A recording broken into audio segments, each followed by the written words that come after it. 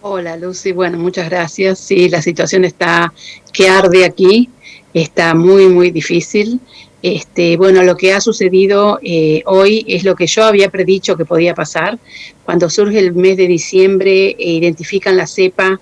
En ese momento habían hecho un estudio de más de 1000 muestras y ahí pudieron identificar el primer paciente que había sido el 20 de septiembre. Ya a principios de diciembre era el 60% de las nuevas infecciones. Y en ese momento se identificó que este virus afecta a los jóvenes y niños, no más, sino más fácilmente que la variedad anterior. Es decir, que ahora hay más jóvenes y niños infectados, precisamente porque al virus les resulta más fácil. En diciembre se dijo que no había mayor mortalidad, pero también se advirtió que esto podía ser porque los jóvenes y los niños tienen mejores pulmones, mejor sistema inmune, mejor vasos sanguíneos, no tienen hipertensión, etcétera, en general. Entonces podía ser eso que fuera un sesgo, que en realidad era porque los pacientes eran más jóvenes y que no se sabía. Y bueno, y esto es lo que ha pasado ahora. Ahora se ve que este virus es más letal en las personas de más de 60 años y la letalidad podría ser hasta un 30% mayor. Así que bueno, las terapias dicen que lo peor está por llegar, porque los números van bajando, los números de infectados, porque estamos en una cuarentena que en Argentina le dicen fase 1, acá le decimos fase 4, que es la más estricta. Los chicos están sin ir a las clases, está, bueno, todo cerrado, solo vamos a trabajar los trabajadores esenciales, y esto sigue hasta el 15 de febrero. Mientras tanto están vacunando, hay más de 4.800.000 personas vacunadas. Se calcula que un 10% de los adultos ya están vacunados. El plan del gobierno es tener para el 15 de febrero, que es cuando hay que rever las medidas y ver si seguimos o se aflojan un poco, quieren tener 15 millones de vacunados. Es difícil porque, bueno, está el tema de la cantidad de vacunas, Claro. pero los casos están disminuyendo, han bajado de 68.000 por día, como estaban hace una semana, a lo mejor a 38.000, 39.000 por día. Pero como las muertes se producen 2 o 3 semanas después del caso identificado, entonces las muertes están aumentando o por lo menos no han bajado. Hemos llegado a casi 1.900 muertos, casi 2.000 muertos ayer, así que bueno, se espera que empiecen a bajar paulatinamente a medida que bajen, que se refleje la baja del número de casos. La verdad que son números impactantes, doctora. Estas vacunas que están actualmente en el mercado, por llamarlo de alguna manera, ¿son efectivas para esta nueva cepa? Bueno, le voy a decir sí y no, porque el problema es que tenemos también la cepa de Sudáfrica, que hay 44 casos identificados ya de la cepa de Sudáfrica, y también ustedes saben que está la nueva cepa de Brasil. Entonces, estudios preliminares indicarían que las vacunas podrían proteger para esta cepa, la cepa del Reino Unido, BB17 se llama, pero no necesariamente darían una protección total contra la cepa de Sudáfrica y la cepa de Brasil. Es decir, que darían protección parcial.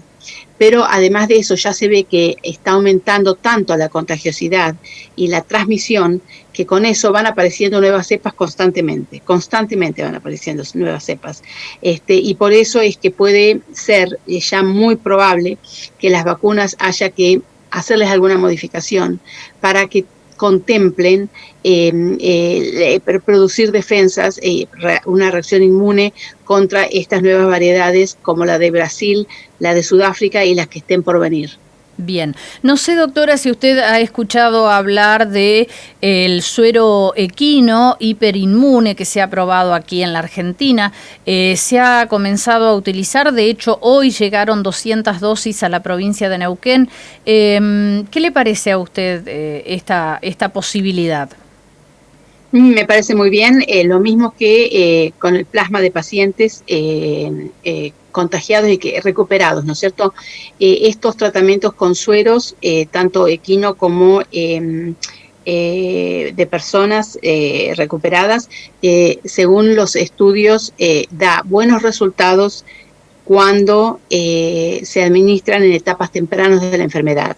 Es decir, cuando el paciente está enfermo, recién infectado, comienza con síntomas, pero no ha podido montar una respuesta inmune adecuadamente fuerte, entonces la administración de este suero permite que el paciente tenga las herramientas para que su organismo combata la enfermedad COVID-19. Así que los resultados son buenos en etapas iniciales. Los resultados no tienen este éxito, este porcentaje de éxito cuando la etapa de la enfermedad ya está bien avanzada, ya el paciente está grave. Eso no. ¿Tiene alguna opinión sobre el uso de la ivermectina y el ibuprofeno inhalado que tanto se debatió aquí en la Argentina?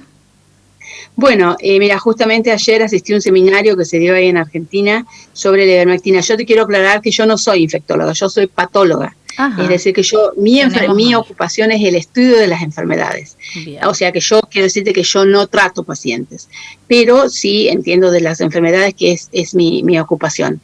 La ivermectina, he estado haciendo búsquedas bibliográficas porque, bueno, todo lo que yo publico en mis redes, que no sé si las puedo pasar para tus oyentes. Sí, por supuesto. @ Dr. Marta Cohen es el Instagram, en el Face, y bueno, y es todo basado en lo que va saliendo publicando, que es impresionante la cantidad de bibliografía que sale publicada de todo el mundo. Y los australianos han hecho un estudio muy interesante sobre una revisión de la literatura publicada, y en realidad también se muestra, la ivermectina no es solamente un antiparasitario, la ivermectina es también un antiviral. Tiene propiedades antivirales contra el Zika, contra el paludismo, también contra el dengue y otras enfermedades más. Es importante que si estamos hablando de la ivermectina, es la ivermectina de uso humano. Claro. No la ivermectina de uso veterinario, no. Porque también yo sé de casos que dicen, no, cualquiera de las dos. No. De uso veterinario, y está administrada también en etapas tempranas de la enfermedad, cuando el paciente recién comienza con los síntomas. Similarmente al plasma, los pacientes que tienen una enfermedad seria, ya la ivermectina no da los buenos resultados que da al principio, en donde hasta el 85% de los pacientes mejoran. Lo mismo similarmente con el ibuprofeno, o también acá se usa el interferón inhalatorio, pero son todos tratamientos para etapas iniciales. Para etapas avanzadas, o sea, para pacientes que están graves, como esta enfermedad, el SARS-CoV-2 es el virus, la enfermedad es el COVID-19, y la enfermedad tiene que ver no solo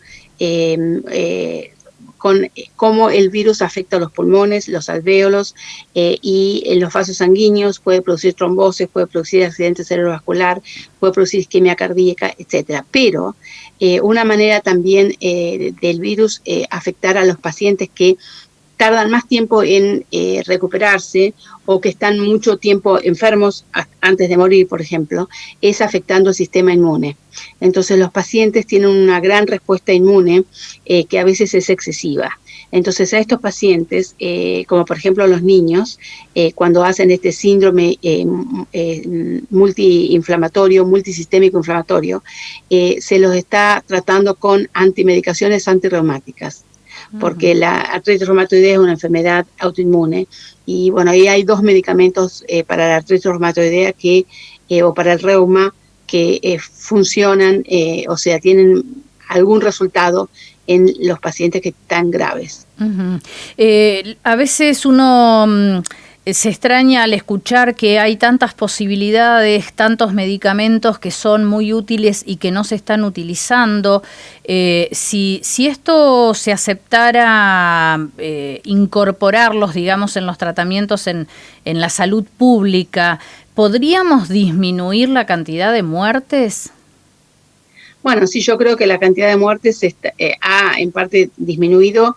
Lo que pasa es que, claro, hay una gran cantidad de infectados, entonces el número de muertos no ha disminuido porque son cada vez más los infectados. Pero sí, la medicina ahora sabe cómo enferma, sabe qué diferencias hay entre una persona con riesgo, con hipertensión, con diabetes, con obesidad, o un niño, por ejemplo, cuáles son las distintas maneras que cada uno puede afectarse, y también se conoce mucho más de cómo hacer estos tratamientos, porque uno para hacer el tratamiento necesita saber cómo se enferma, cómo esa infección se transforma en enfermedad, ¿no es cierto? Y cómo reacciona el organismo. Así que sí, día a día se va sabiendo más de esto. También es importante lo que está en nuestros genes. Es decir, nosotros somos el producto y la expresión de nuestros genes en el medio ambiente en el que estamos. Claro. Y se ha visto que pacientes que han evolucionado mal y que han fallecido tienen más frecuentemente la presencia de dos genes. Perdón, que no están en pacientes que evolucionaron mejor. Entonces también está esta terapia génica, porque hay veces que hay tratamientos para alguna de estas, cuando se presenta en pacientes con determinadas características genéticas. Pero bueno, esto evoluciona muy dinámicamente, día a día vamos sabiendo cada vez más, y bueno, esperemos que podamos dominarla. Pero lo que es importante es que aunque nosotros podamos vacunar, la vacuna no es la solución. Claro. La vacuna es una ayuda, pero hay un gran porcentaje de los vacunados que no van a despertar la respuesta inmune, porque, por ejemplo, si yo digo es eficaz en un 70%, quiere decir que 30 de cada 100 no tienen respuesta inmune. Y puede ser que a lo mejor a los 6 o 7 meses u 8, no se sabe todavía, porque hay que ver la fase 4 que no está terminada, esos pacientes van a ir perdiendo la inmunidad. Entonces, a lo mejor algunos los pierden a los 6 meses, otros los pierden a los 8, pero nadie sabe quién es quién. Claro. Entonces, por eso es tan importante usar el barbijo, usar la higiene de manos y el distanciamiento social, ¿no es cierto? De 1,5 metros, 2 metros entre persona y persona, no mezclarse una familia con otra, una burbuja con otra, ¿no es cierto? Eso es importantísimo, sobre todo que todo eso tiene que tener una gran aceptación de la sociedad. Si la sociedad no acepta que tenemos que ser responsables, no vamos a llegar a ningún lado. Bien. Aunque tengamos la vacuna. Dos preguntas finales, doctora, porque es sumamente interesante escucharla. He escuchado mucha gente que toma ivermectina de manera preventiva, sin estar contagiada, sin tener el virus, simplemente la ingiere como un medicamento más, cada 6 horas o lo que fuere, pero a modo preventivo. ¿Eso es correcto? No hay evidencia científica. Bien. Sí hay evidencia científica de que los síntomas mejoran cuando se toma en etapas tempranas de la enfermedad. Bien. No hay evidencia científica. Yo he hecho esta pregunta ayer mismo cuando estábamos había casi 600 profesionales en con un seminario sobre la ivermectina, pero lo que sí es importante es que si alguien ha estado en contacto con una persona que tiene coronavirus, en ese caso sí se puede dar, porque he estado en contacto. Claro. Pero tomarlo por tomarlo, no. Perfecto. Y la última, también he escuchado decir, cuando se le muere un familiar a alguien, por ejemplo, era una persona totalmente sana, pero estaba deprimido. Y de golpe lo tuvimos que internar y en una semana falleció, no entendemos nada. Es decir, la pregunta apunta a la cuestión emocional, psicológica de la persona, la actitud con que cada uno enfrenta, influye. Bueno, obviamente nosotros somos un todo, ¿no es cierto? Y la psiquis es parte de ese todo. Y cómo estamos depende también afecta al sistema inmune. Es decir, que seguramente si nosotros estamos deprimidos, encerrados, agobiados, nuestro sistema inmune va a estar un poco más debilitado porque nos afecta, ¿no es cierto? Pero somos un todo, así que es importante ser optimistas porque hay luz al final del túnel. Hay luz al final del túnel. Las epidemias existen desde hace más de 10.000 años, cuando el hombre pasó de ser nómada a vivir en comunidades rurales, ¿no es cierto? Entonces, han agobiado, piensa en la pandemia de 1918. Durante la guerra española, civil española, el mundo estaba en guerra. No había ventilación mecánica, no había antivirales, no había vacunas. Es decir, ¿cuánto mejor estamos ahora? Sí, acá han muerto 2.010.000 personas, o 2.100.000 personas casi. Pero en la gripe española murieron casi 100 millones. Sí, es decir, no pensemos, seamos optimistas, no nos queda otra. Exacto. Tenemos que ser optimistas y responsables para seguir cuidándonos entre todos, ¿no? Más que nada. Absolutamente, sí. Y darnos la mano. No darnos la mano físicamente, porque no podemos hacerlo, pero sí ayudarnos. Es muy importante en este momento de desastre, ¿no es cierto? Yo digo, he visto cada cosa increíbles. Yo digo, esta pandemia ha sacado lo mejor de muchos, sí, y lo peor de pocos. También lo peor, sí. Y lo peor, pero de pocos, pero lo mejor de muchos, la solidaridad.